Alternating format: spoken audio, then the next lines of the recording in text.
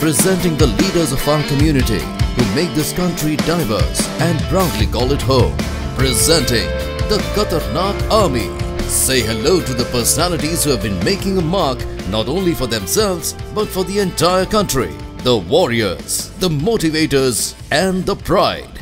We bring to you our QatarNaak Superstars. It's truly a pleasure to be here today. Absolutely, it's my delight. You're a wonderful anchor, Anshu. It's my pleasure. Thank you so much.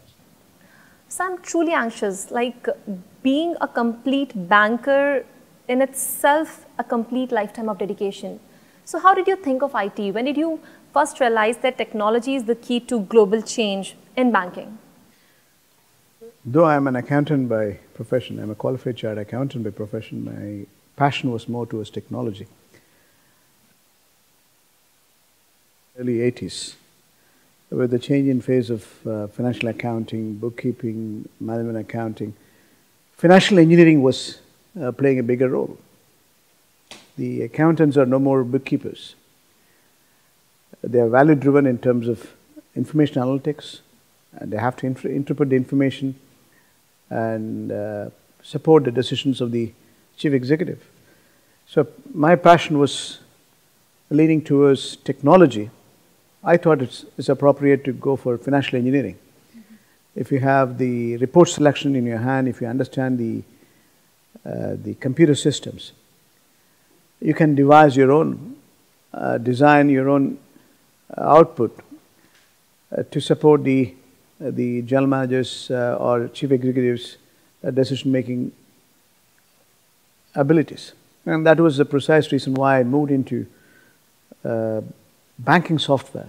When I entered into banking, early confession was more towards, beginning to learn the banking software, the core systems, the characteristics, the subsystems, and the network topologies. And I want to understand all these dynamics so that I can influence the decision of the bank by creating report selection. Being a qualified accountant, I understand the balance sheet management in concept. And if I can create information tools, it will help for the bankers to take decision, whether it is products or channels or solutions from a customer point of view. What sort of reorganization required will be evident if you are producing informations which are concurrent and drive the policy changes or solutions in terms of products or channels from a chief executive point of view. And that was a starting point which gave me a bigger opportunity to be very close to corporate management and then moving forward.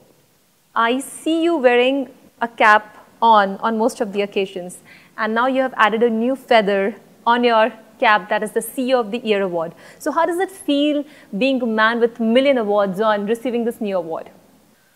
I think these recognitions are motivating you to better destinations. You lift your vision time and again. If you keep focusing on your sustainable performance, these awards becomes important but incidental to your progress. But you don't aim at awards or recognitions alone. You keep performing. It's important that your thought leadership should be scientific enough to bring in sustainability. It's not your mercurial performance. Your vision, as the Oriental saying goes, always, if you aim at short term, you cultivate flowers. If you aim at medium term, you cultivate trees. If you aim at long term, aim at eternity, you build humanity. Building an enterprise or corporate management is all about setting your long-term vision as a sustainable performer. And in today's context, it's much more meaningful to recognize with the change in phase of the world, change in phase of the financial service, you have to groom people for a global environment. It's globalization. It's digital governance again, with the change in phase of digital ecosystems. Keep recognizing the opportunities in terms of digital ecosystems. Obviously, your recognition gets incidental. Because if you aim at long term, if you think ahead of the competition, with the change in dynamics, you are able to adopt and redefine and transform your concurrent leadership. Results will come, recognitions will come, awards will come. So you have made some crucial changes in the organization. You have brought in a paradigm change. So were those changes easily acceptable or it was hard to crack? That's part of the functional management, isn't it? When you're a corporate responsible officer, resistance to change is visible to you. You map them. When you progressively build the transformation, resistance is also factored into your timeline.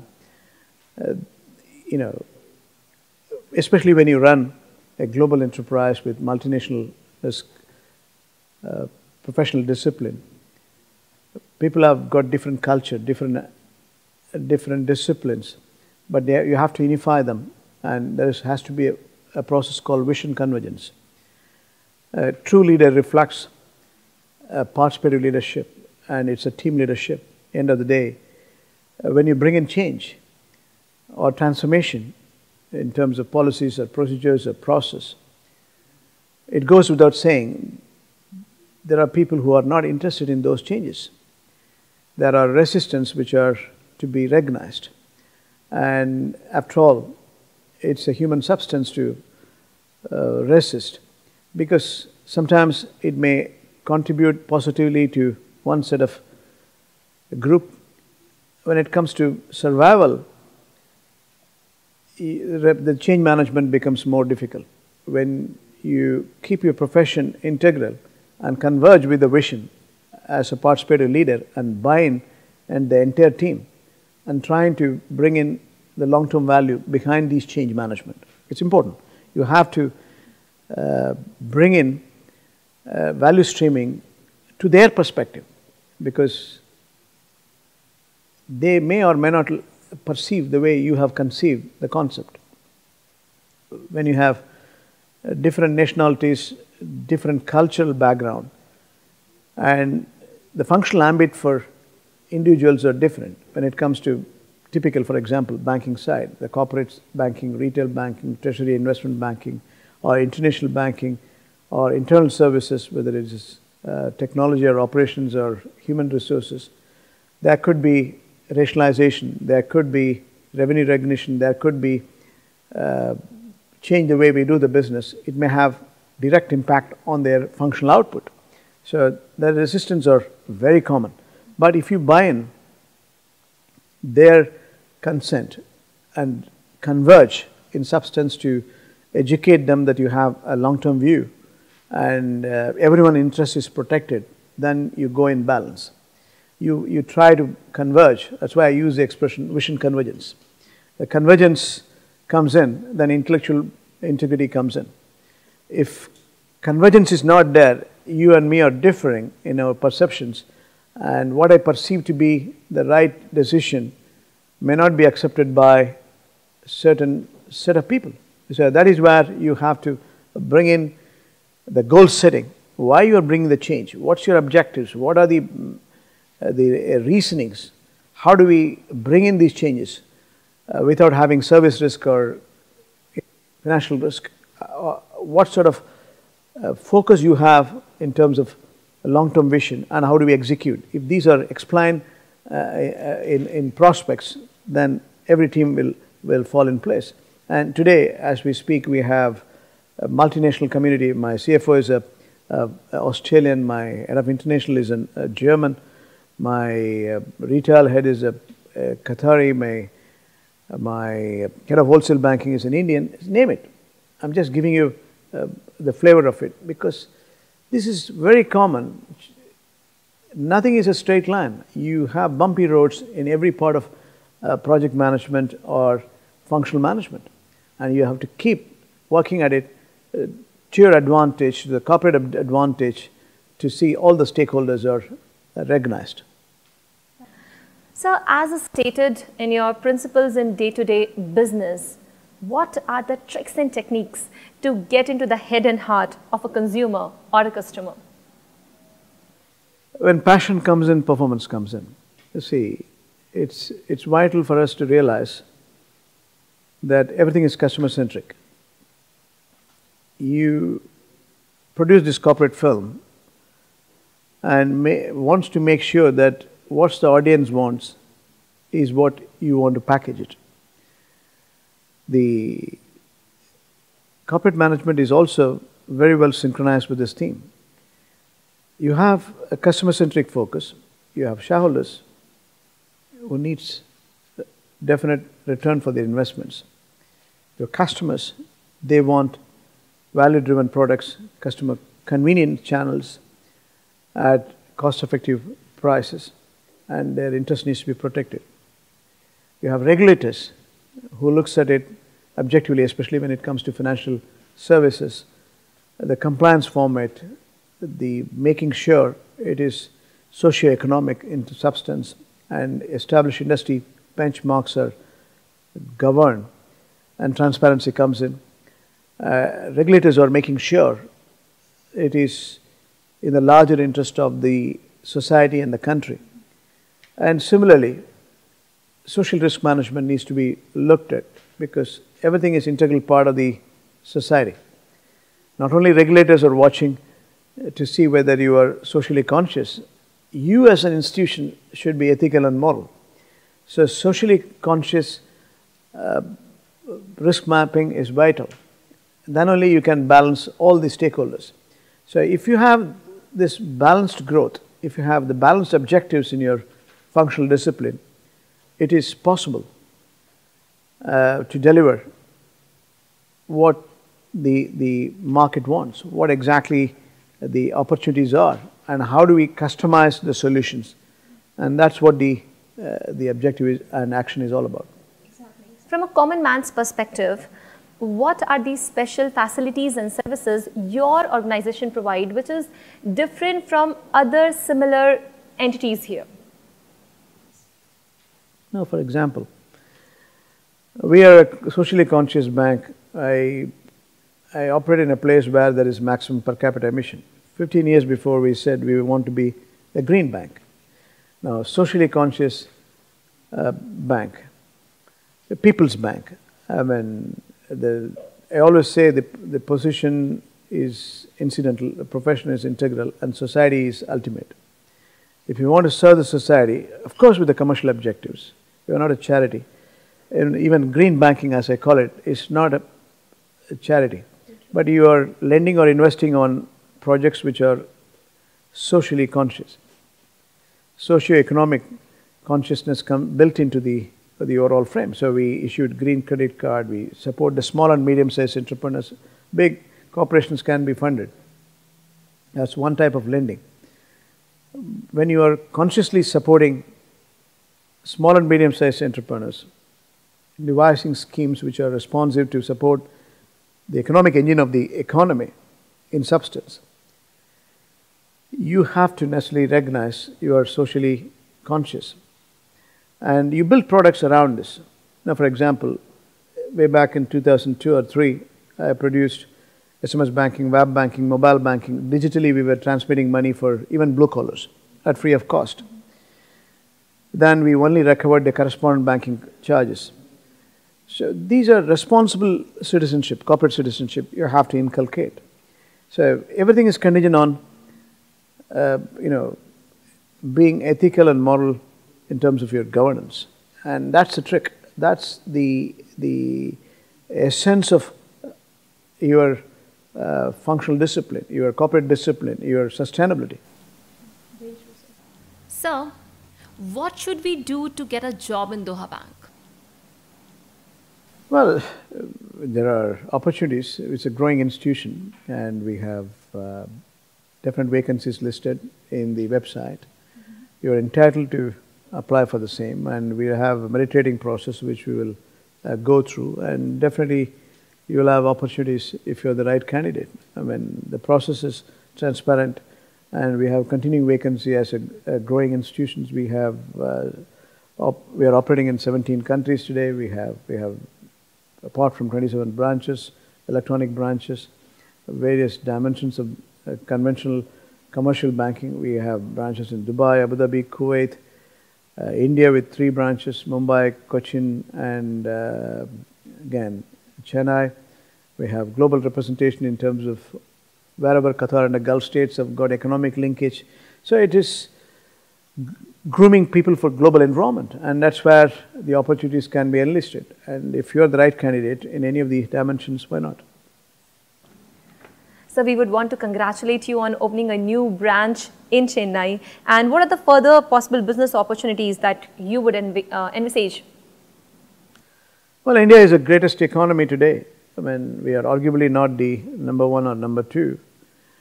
But our growth in terms of purchasing power parity, arguably it is now 3rd. It's $5 trillion economy by 2025. It's likely to be $10 trillion economy by 2030. We will be a 3rd best performing economy in terms of GDP. As a matrix goes, today's context even, incrementally we are producing more GDP than any other country. Our growth rate has been projected 7.4% for this year. Advanced economies are grossly underperforming. Countries like United States scoring 2.7, UK is scoring 1.5, Euro is scoring 2.2, Japan is scoring 1.2%. When it comes to emerging markets, incrementally the economic engine producing en bloc around 60-65% of the global productivity. But topping the list again, China is 6.6, India is 7.4. Arguably, we are number 1 economy in terms of global ranking. Brazil or Russia or South Africa is 1% or 1.2%, and Middle East, North Africa, Afghanistan, Pakistan put together in aggregate terms supposed to be doing around 2.6%. So India is a telling story. Why? Number 1, we have demographic dividend. We have more than 550 million people middle class. We have younger population, educated population between 15 to 35, over 450 million. We have 1.5 mobile connectivity. We have 1 billion. We have, in terms of internet use, we have e-commerce runs in 3 trillion. So where else you will find this vibrancy? Where else you will find this opportunity? Where else you will find the sustainable growth? If you extrapolate for a number of years, India is going to be progressive and productive as a functional democracy. So we are ranking now number 6 in terms of foreign direct investments. So India is a great future. World economy recognized this, and Gulf economies also recognizing it. In bilateral terms, we have over $100 billion in terms of trade. The investments now we have globally in the last 3 years, we procured over $194 billion, nearing $200 billion. Ease of doing business is improving according to World Bank. Again, it moved to 100th position in terms of business. In terms of global competitive index, we are moving to 60th position. Foreign direct investment, we are 6th in the global inward investment table. So all things are reflecting a very positive culture. So Gulf and India are bigger synergistic opportunities in terms of trade or investments, banking can play a role. That's what we do. We have 3 branches now in Mumbai and Cochin and also in Chennai now. We are progressively building our brand, and we will look for bigger opportunities. So any specific or general recent achievement that you would want to share with us, or what are the future growth plans? Plenty. See, innovation is the key. We keep innovating products or channels or customer-centric tools. See, of late we came with, in terms of digital divide, we recognize the digital revolution is going to redefine the functional model of the way you operate, the way you work, the way you are, redefining your locations. People are no more location-centric, they are information-centric, they are not product-centric, they are customer-centric, solution-centric. So we have put My Book Qatar, we introduced, we have, products which are like ETF, exchange-traded funds, where you don't need to speculate on individual products. We are based on Qatar economic strength. We identify top 20 stocks. We are going to offer them, single bullet solution for investments in terms of pricing as well as liquidity, We have structured a very fine product for investments. Again, we have recently, for non-resident Indians, we have designed a product called estate planning and succession planning. I mean, it's important that people protect their money, their hard-earned money, whether you're an individual or entrepreneurs. They accumulate a lot of money living abroad or living here, and at the end of the day they want to have future generation to enjoy the value advantage. But there are cases where we have seen it is forgotten and they don't communicate. So we want to legally structure products. There are back home, their families are there, children are studying, they don't know how much the non-resident Indian has accumulated, what sort of investments, what sort of asset allocation he has got. How do we structure this to individuals whose families are living in India?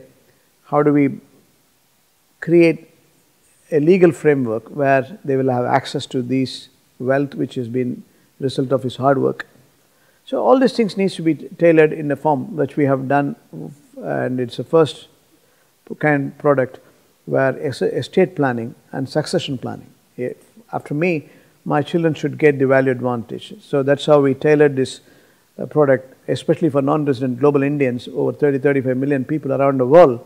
This could be a better tool. That's what we have envisaged. We announced it in Chennai last week. So we keep innovating. There are plenty of products in the corporate side, retail side, treasury side. We are buying and selling gold bars. We are again, digital side, we have integrated online remittances, internet, mobile commerce we have introduced. With the first one 15 years before, we devised Doha Souk.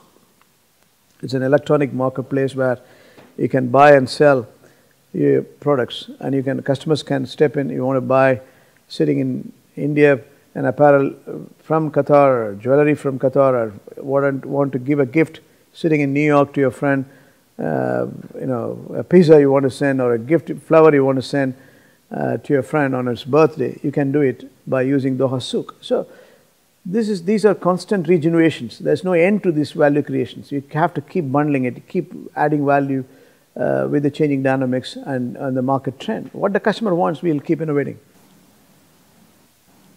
It's so important to have one's family as his backbone to attain success. How much can you correlate to this as a successful banker and a businessman?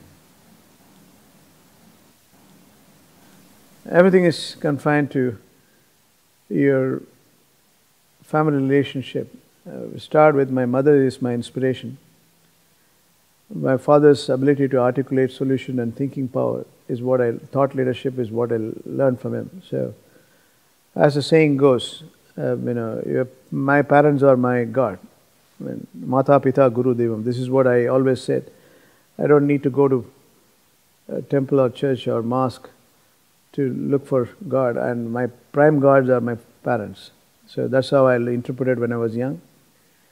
And your family is integral part of your functional makeup. Then with the changing phase of your life, my wife is a source of stability for me. My children are blessings from God. So where do you disconnect yourself from the birth to the final moments? I think Judgment Day, we all believe in being integral part of your society. The extended family is my society. So the bigger vision is to recognize humanity needs to be respected. Human dignity needs to be respected. You understand this, you are part of the planet on lease, and you understand the dynamics of these changes are going to add value to society. If you understand this, then you will recognize family is integral part of your success. How can I take credit for whatever you call it a success? Maybe, but the fact is, it is harder. Struggle of my parents have been the result.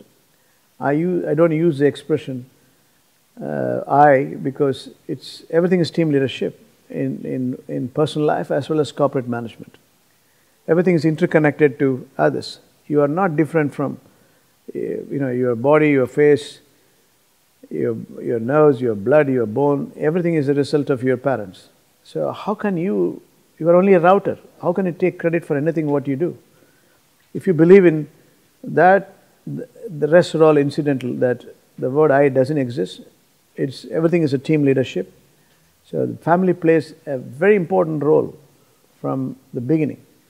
If you understand these dynamics, you start loving your society, loving your family. Everything becomes, a result of team play. And even corporate management, if you say the CEO's role is, this is the 4th time I got recognized in the last 12 or 15 years. Now, it's not, how can I take credit for this? Thought leadership could be mine, but it's a team play. Failure, I should accept accountability and responsibility. Success, I should give it back to the society or the team which has contributed for the output. So it's not my earning. Nothing is my earning. It is a team's earning when it comes to success. So family plays a very important role, very, very significant role in your stability and success. So, all right, we know a bit about your love for food. So when you are at home, what is that one dish that you always wish that your family cooks for you? Everyone knows South Indian, that too, hails from Tanjore district, Madrasi. I love my dosas. Dosas are my favorite as such. And whether my mother or my wife or even my children, they make the best dosas because I like them. It's an ignition which they can get things done if they serve me the best dosas. So that's my favorite food. So,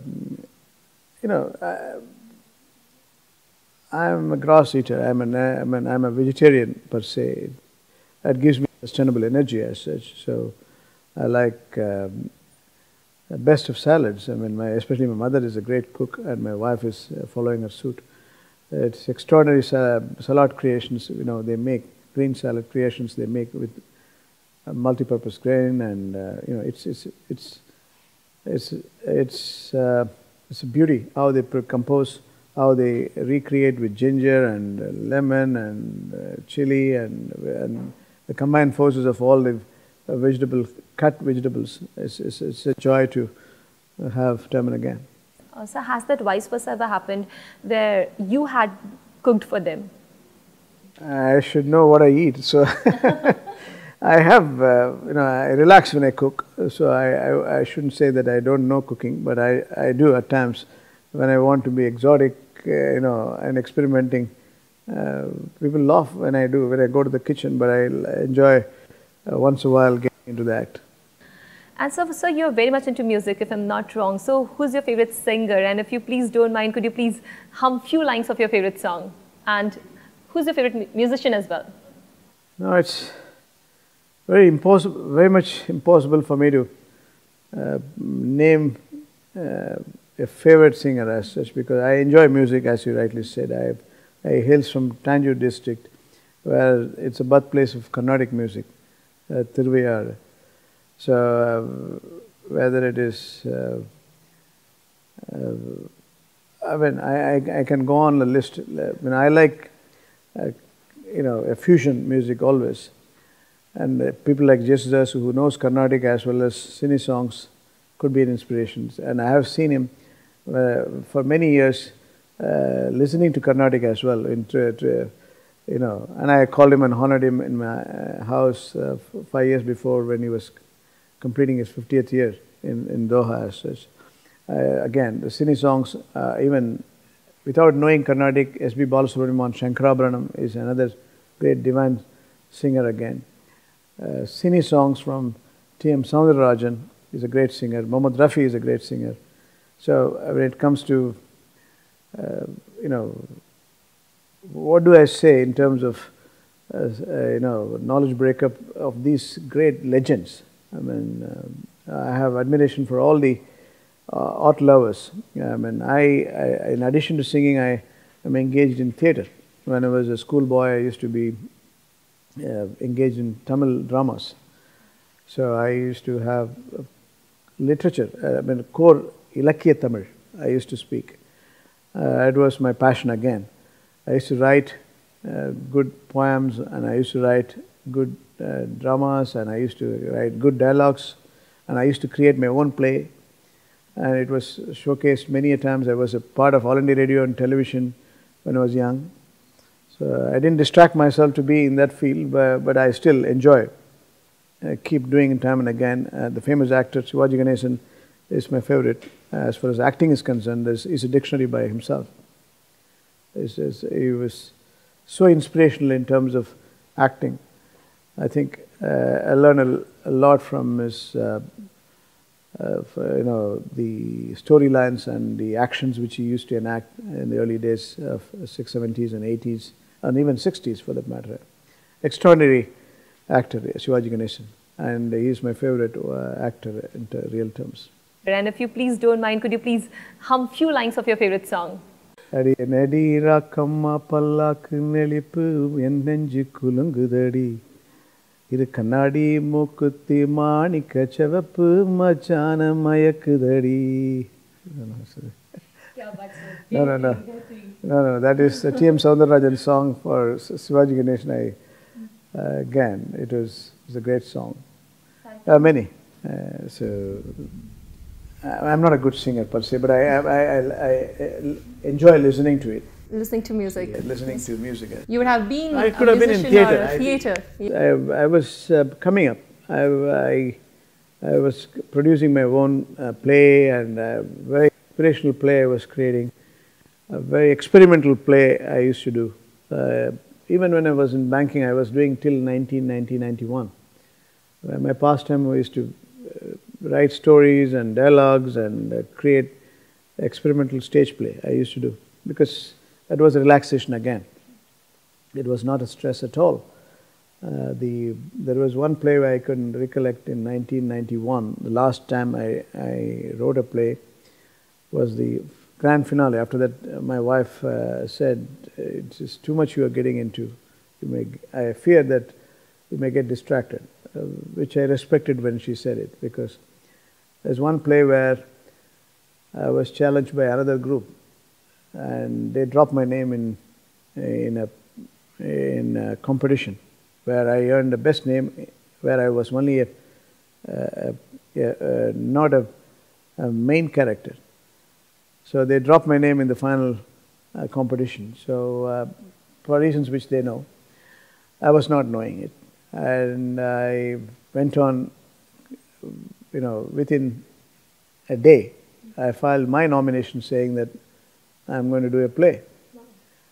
And it was the last day for nomination, so it was a bit of challenge. I experimented a play where I did 9 roles. You can do in films 9 acting, but how do you do it in a theatre, which is an experimental play, which I brought ancient mythology, a social theme, combining 9 characters, 9 different voice modulation, 9 different symbolic character depictions through light separations. So where I brought, a female voice plus child voice, all this voice modulation I was doing in 9 different characters. If you close your eyes and hear it, it is 9 different people talking for 45 minutes.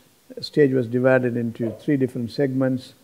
It was a great creation, and it was well responded by the public. And that was time consuming. Nearly I spent 15 days of my continuous energy. I took holidays and I was working on it, and I delivered, and people appreciated it. Now, the reason why I'm saying this is I had the drive in me for those drama activities, but I think probably my mother and my wife was correct in saying that it was so much passion I was demonstrating. Perhaps it could have distracted me from my main direction of banking. So I slow down thereafter as such. But I keep watching good plays, and I enjoy watching comedy. So it's still, I enrich myself in terms of true relaxation through these plays. It's a lot more of inspiration to get from you. So one last question. You being into banking, how was your money management skill while you were a child? Was it easy for your friends to get the money out from you? Or your family members? Who was the money manager at home?